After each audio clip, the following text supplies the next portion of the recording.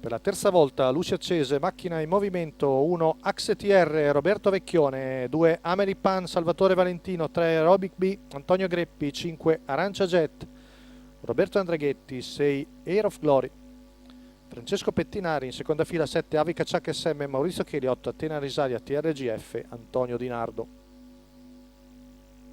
Vediamo, problemi sempre per Axe TR che fa fatica ad andare all'1 e viene scavalcata da Avi Cacciac SM che parte al 7 senza nessuno davanti, poi si sta avvicinando a rete anche Amelie Pan. Axe TR come prima rimane indietro, parte piano anche Air of Glory.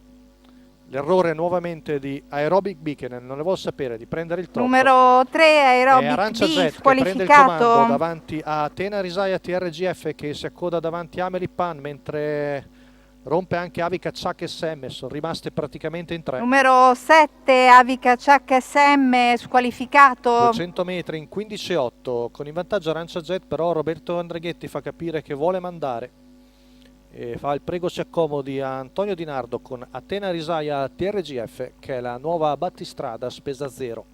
Arriviamo ai 400 in 31,6, Atena Risaia TRGF davanti a Arancia Jet e Amelie Pan, poi a distanza cerca di ricongiungersi Axe TR.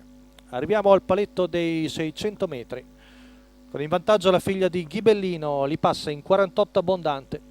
Arancia Jet nella sua scia davanti al numero 2 di Amelie Pan e poi a distanza Axe TR.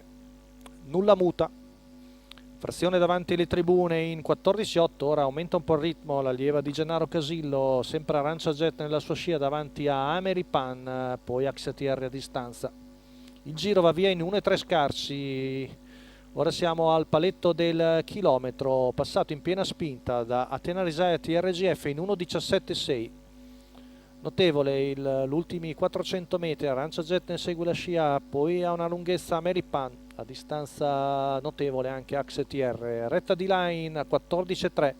Atena Risaia TRGF è in vantaggio su Arancia Jet, si avvicina Amelie Pan, siamo a 250 metri dalla conclusione con Atena Risaia in vantaggio, avvicinata ora da Arancia Jet e Amelie Pan, ultima curva passata in 14,9, retta d'arrivo allunga l'allieva di Antonio Di Nardo e viene a vincere nel più facile dei modi per il secondo Arancia Jet su Amelie Pan.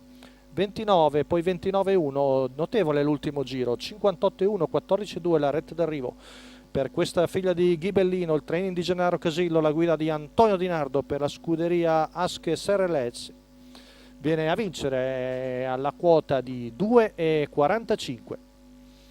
Secondo Arancia Jet, al terzo Amelie Pan.